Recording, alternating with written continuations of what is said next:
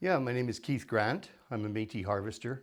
One of my favorite hobbies is fishing and setting nets and fishing with rod and reel. Okay, these are white fish that came from Calling Lake this past winter. We thawed them out. The first thing I do is pin them down.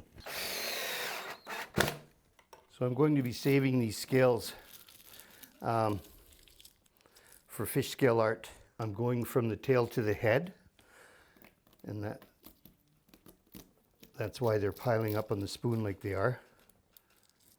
As you can see, I'm using my multi-purpose spoon, homemade, bent up, sharpened. I use it for the walleye cheeks and also for the fish scales. Whitefish are typically oily fish, so there's oil on the scales as well. So you have to rinse them or wash them in soap and water 3 or 4 times. Dawn dishwashing liquid is the best to use. It removes the oil. I lay a sheet out on my table, on my craft table, and try to separate them, get them spread out the best as possible. And when they dry, they start to curl a bit.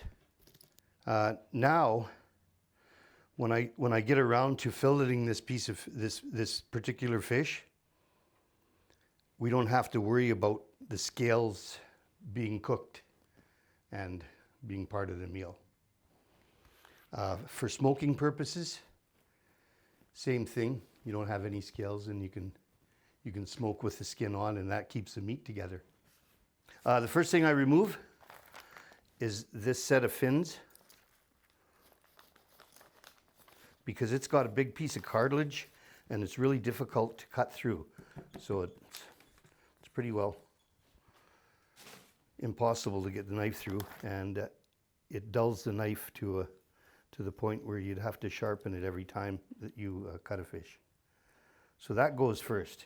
So I have a favorite side and then the other side when I clean a fish. I do the favorite side first, which is, I'm left-handed, so the head goes to the right and the back is toward me. So I'll just pull this fin back, make a cut,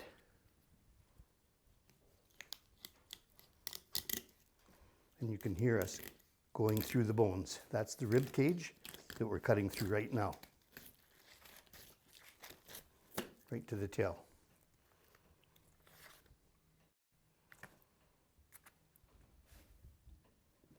There's one side. Now we've got this air balloon or buoyancy balloon or whatever they call it, and I like to remove it. I do it while the fish is still intact. Makes it easier to clean the bones, boil the bones and clean them. So what I'll do is I'll take the innards out.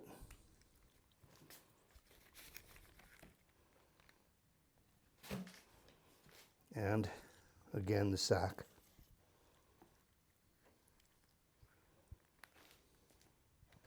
Okay.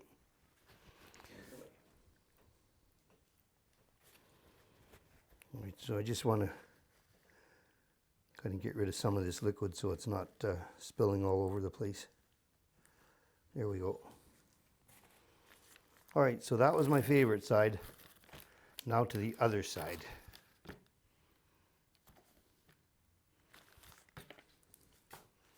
Same thing, down to the rib cage or down to the backbone, turn the knife. And what I'll do is I'll put my hand flat like this, and that keeps everything kind of flat, so you're able to get as much meat as possible. There it is. 2 sides. So I'll give this a little cut here. because I'm going to save these smaller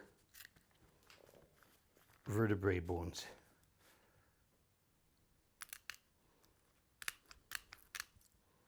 All right, so for all intents and purposes, if we were starving, we would boil this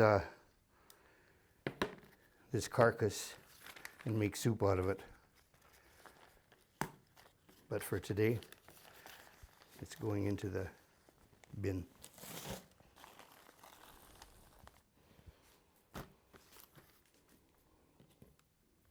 So this is a piece of fat. I usually just remove it.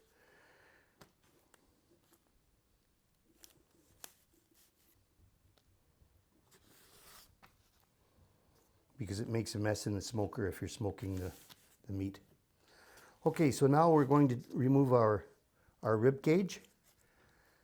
I just get under the rib cage, go along flat. I don't try to go all the way, I just do 3/4 to an inch. And as you're cutting, you can see the knife underneath the rib cage. You can see the blade. That means I'm very close to the bone and away from the meat. So there's the rib cage, been removed. Take the back end off it there.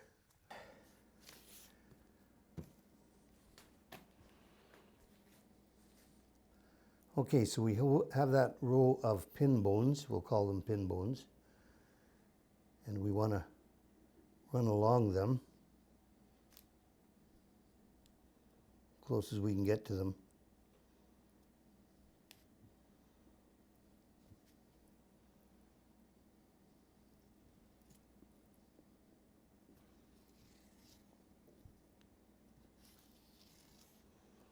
So another thing we look at when we're cutting these fish is the meat. Are we seeing any parasites or worms, anything in the meat itself? I'm not seeing anything.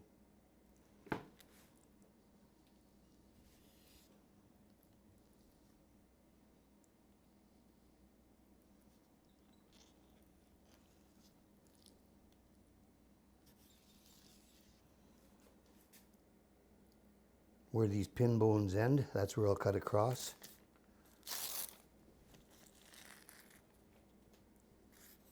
And there's our tail piece ready to rinse and fry.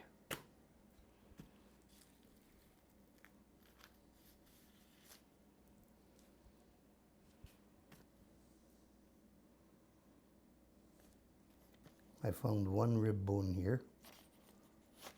It's got to go. There it is.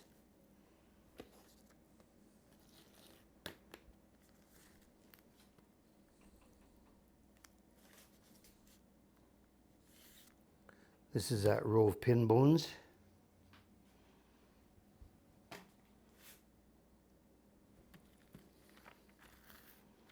So that's a boneless half fish right there.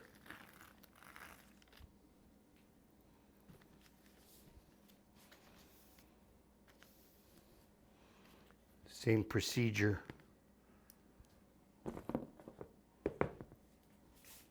on this half.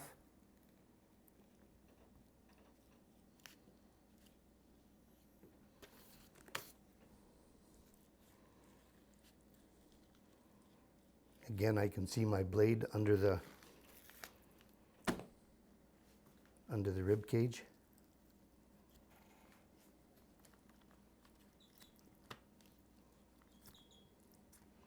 There it is.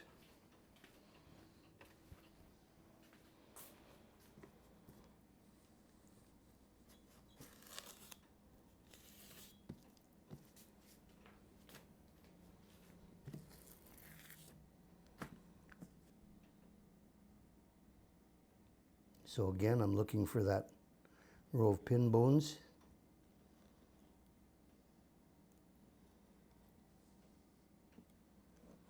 These white fish you have to cut upward, and you run alongside this row of bones.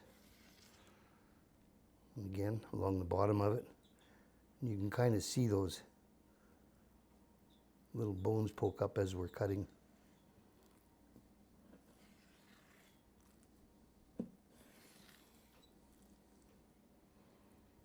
And there it is.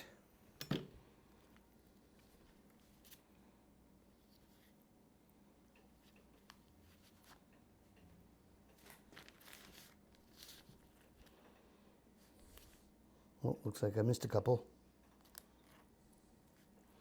I'll catch that in a moment. Here's our little tail piece, boneless.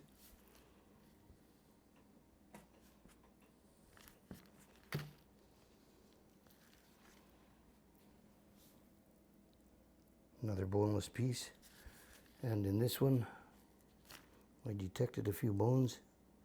Yes.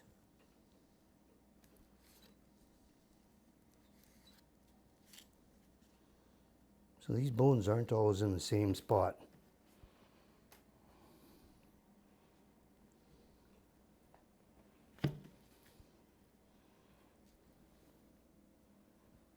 Boneless whitefish.